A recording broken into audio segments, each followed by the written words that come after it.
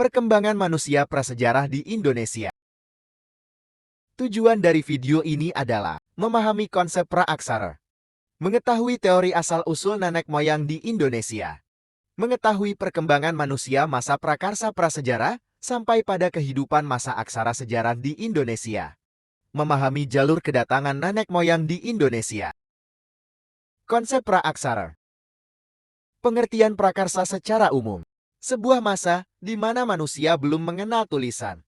Masa ini ditandai dengan manusia yang masih menggunakan batu dan logam sebagai teknologinya kala itu. Pengertian prakarsa menurut para ahli. Menurut Prof. Dr. Fajri, M.A.L. Zaman di mana manusia masih belum mengenal tulisan yang diketahui hanya bertahan untuk hidup. Menurut Herodotus, zaman di mana sejarah tidak berkembang ke arah depan, melainkan zaman bergerak melingkar akibat keadaan manusia.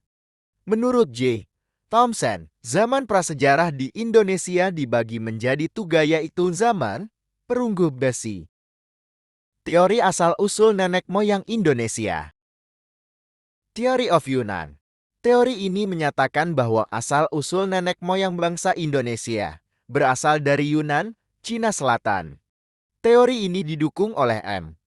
Ali yang berpendapat bahwa bangsa Indonesia berasal dari daerah Mongol yang terdesak oleh bangsa-bangsa yang lebih kuat sehingga melakukan migrasi menuju selatan. Menurut teori ini, migrasi penduduk dari Yunan menuju Nusantara melalui 3 gelombang, yaitu orang Negrito diperkirakan masuk tahun 2000 sebelum Masehi di Indonesia. Ras ini dapat ditemui di Pulau Papua, menghasilkan ras Papua Melanesoid. Proto-Melayu diperkirakan masuk 1500 sebelum Masehi. Ras ini di Indonesia yaitu suku Toraja, Sasak, Dayak, dan lainnya. Deutero-Melayu diperkirakan masuk 400-300 sebelum Masehi. Ras ini yaitu Minangkabau, Aceh, Sunda, dan lain-lain. Berdasarkan teori Yunan, ternyata menggunakan 2 jalur migrasi. Pertama, Deutero-Melayu. Jalur barat. Yunan, Vietnam, Malaysia, tiba di Indonesia dan menyebar ke wilayah Indonesia. Proses kedatangan bangsa Deutero-Melayu dimulai sekitar 500 sebelum Masehi. 2. Proto-Melayu atau Melayu Tua. Jalur barat. Yunan, Teluk Tonkin, Semenanjung Melayu, Sumatera, Jawa, dan menyebar ke seluruh Indonesia membawa kebudayaan Kapak Persegi. Jalur timur. Yunan, Kepulauan Filipina, Sulawesi, menyebar ke seluruh Indonesia, membawa kebudayaan Kapak Lonjong. Bangsa Proto-Melayu tiba di Indonesia sekitar tahun 2000 sebelum Masehi. Peta jalur masuk Proto dan Deutero-Melayu ke Indonesia. Teori Nusantara. Teori ini menyatakan bahwa asal-usul bangsa Indonesia berasal dari Indonesia itu sendiri. Teori ini didukung oleh N. Yamir, Goreskaraf, dan J. C. Crawford. Teori ini dilandasi oleh beberapa argumen. Adanya perbedaan bahasa antara bahasa Austronesia yang berkembang di Nusantara dengan bahasa Indo-Eropa yang berkembang di Asia Tenggara. Bangsa Melayu merupakan bangsa yang berperadaban tinggi.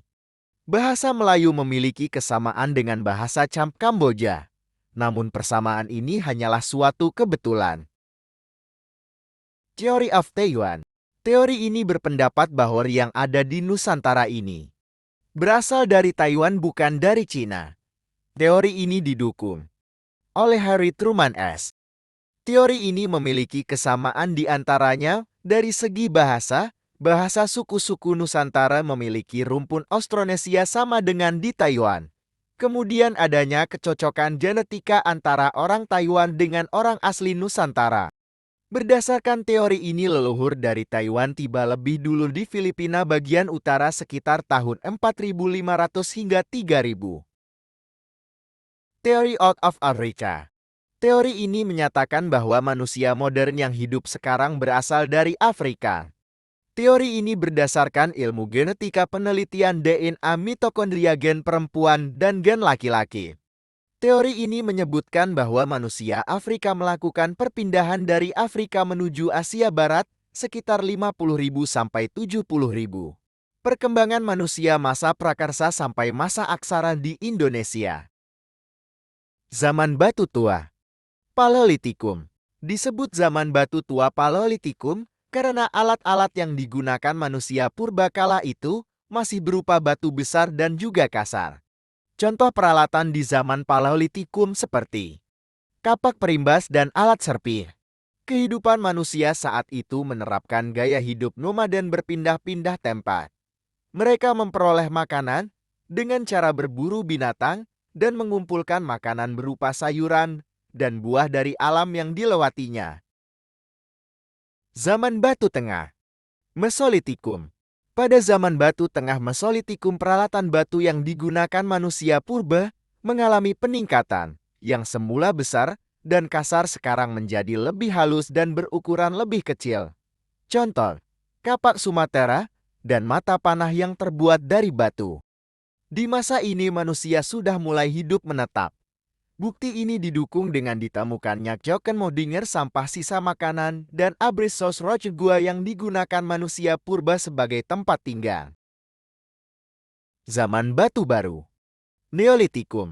Zaman Batu Baru atau Neolitikum, peralatan yang digunakan sudah semakin meningkat seperti kapak persegi dan kapak lonjong kehidupan. Masyarakat zaman ini, mereka sudah menetap dan melakukan kegiatan bercocok tanam untuk menghasilkan makanan sendiri. Zaman Batu Besar Megalitikum. Pada zaman ini sudah mulai adanya kepercayaan kepada Tuhan. Disebut zaman Batu Besar karena yang dihasilkan pada zaman ini berupa kebudayaan bangunan yang menggunakan batu-batu besar, contan, dolmen, waruga, punden, dan patung-patung.